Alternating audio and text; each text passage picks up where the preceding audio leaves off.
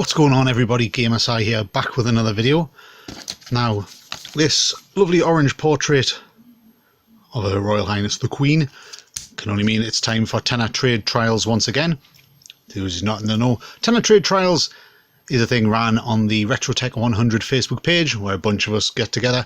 We have 1 month to spend £10 or whatever your current equivalent to that is, and see how many games and game related items you can get for your tenner. You can buy things, trade them for better things. However, freebies, complete freebies, have been disallowed this time. So what can I get for £10 this month? You know, in this day and age with retro games, 10 quid doesn't get you a lot. Here's what I got.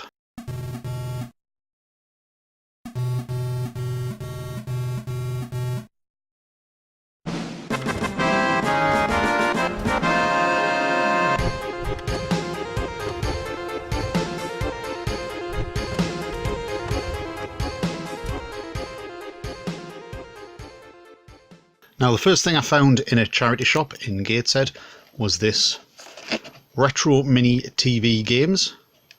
Plugs directly into your TV, which, as you can see, was £2. It came complete and boxed. I think these things were sold in places like Menkind and those sort of gadgety places where you're supposed to buy things for the men in your life. Apparently, it's meant to be 15 quid, I think. I know. Relive hours of video game nostalgia with these mini TV games. Yeah, so once you open it up, it's this teeny tiny little joystick with these teeny tiny buttons. Connects to your TV via that and turns on via that. It is battery operated. And, well, it works well, in that it works. The games, I've never heard of any of them. They appear to look like Famicom games. If they are, there's some dodgy ones I've never seen before. A little bit like what you get on those Chinese knockoff consoles, you know what I mean?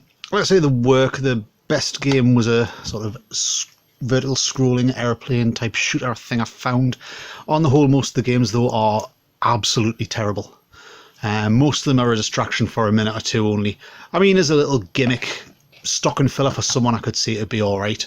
And I suppose for £2, it's just a cool little joysticky thing to sit on my shelf. But yeah, my first £2 down was on this Retro Games controller. Even though it's different from what it says in the box, which calls it Retro Mini TV Games. Either way, it's crap, but kind of fun crap distraction. £2 down.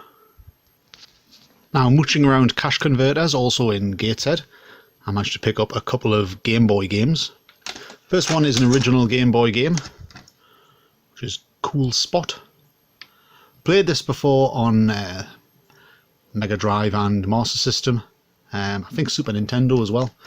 And the Game Boy game is the same game, just in Game Boy form. I'll attach a little video so you can see what it looks like. Yeah, just the loose cartridge. It's nice, fun, quirky little game. Don't see this one about so much for Game Boy, so paid £1 for this. And then, as well as that, I also found this, which is the black cartridge. I think means that it has built-in Super Game Boy Color features. I think that's what that means. So this is Midway Arcade Hits, and it includes both Spy Hunter and Moon Patrol. Two decent arcade games converted for the Game Boy on one cartridge, and this again was £1.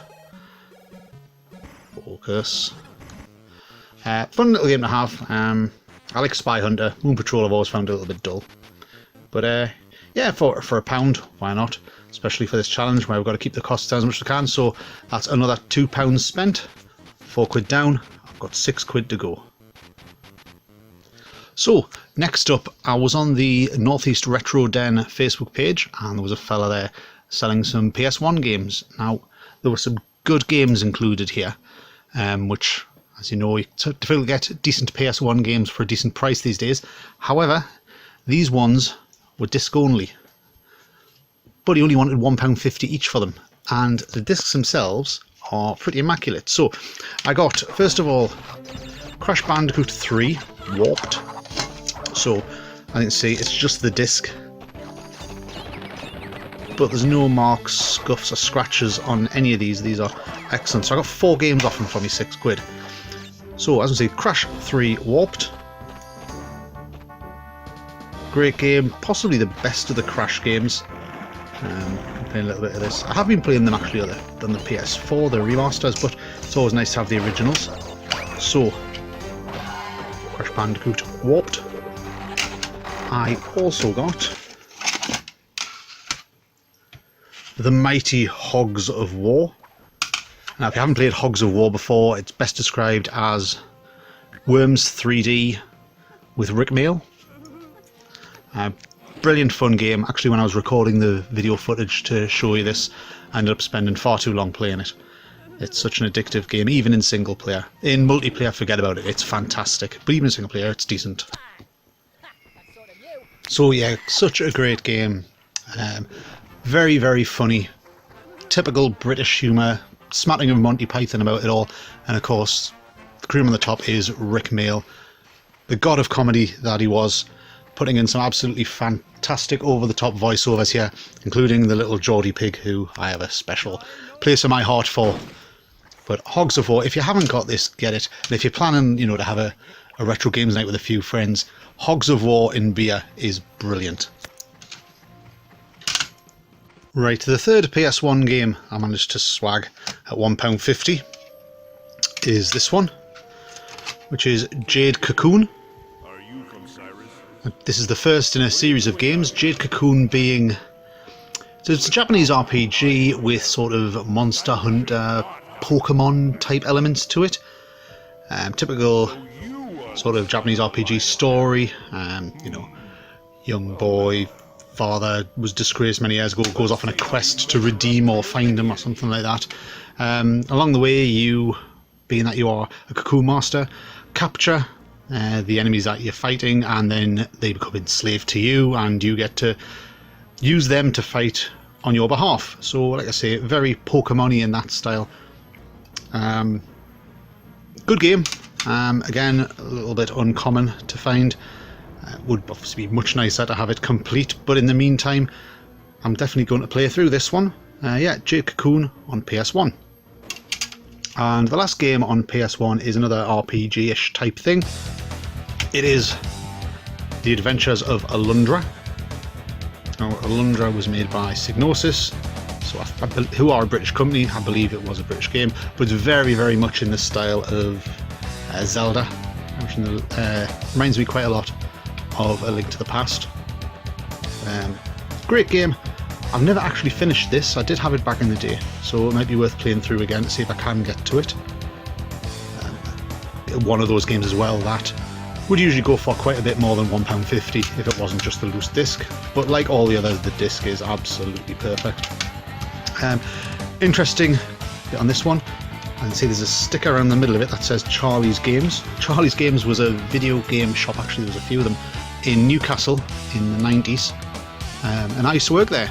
They had 2 video game shops in Newcastle's Green Market, which is no longer there either. One dedicated to Sony and things, one dedicated to Nintendo and things.